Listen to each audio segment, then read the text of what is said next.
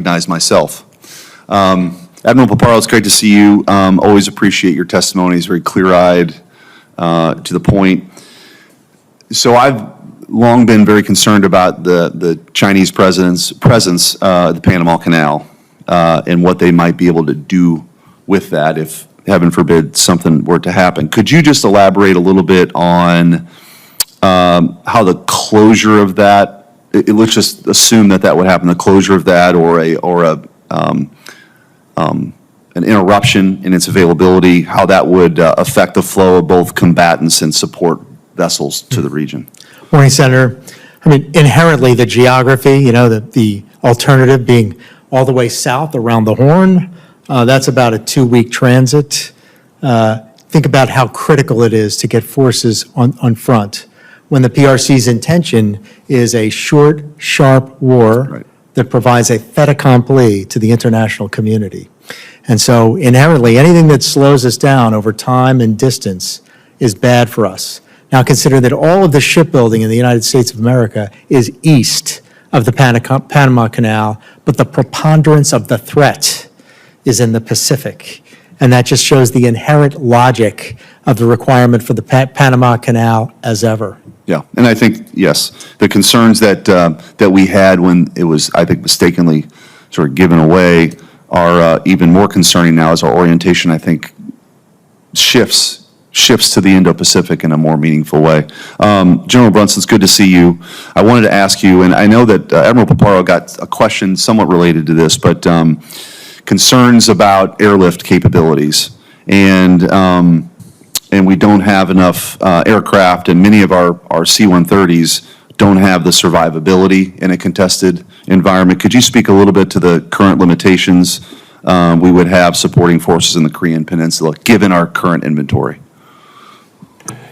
It's just the amount of, as we look at tip-fid flows, sustainment, and those things that are required to prosecute in the KTO, it's why we've begun to move. It's a recognition of that is why we've begun to move with a combined logistics command. It's why we've begun to look at how can we set the theater now, looking at the stores of munitions, some of which will expire soon. How do we get those replaced in quick fashion so that we don't provide drain for sustainment things in order to prosecute the campaign? I'm readily aware of the fact that I'm fighting until help comes.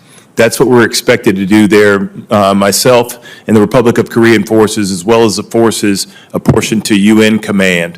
We're fighting until they get there. So a great many of the exercises that we do, Senator, are all aimed at understanding what magazine depth needs to be resident on the peninsula so that we don't have to count on external support coming too, and so that we might not drain from the overall effort. But it's fair to say that a lot of those plans that are being drawn to account for that are meant to address the fact that we probably don't have the inventory that we need right now. Is that fair to say?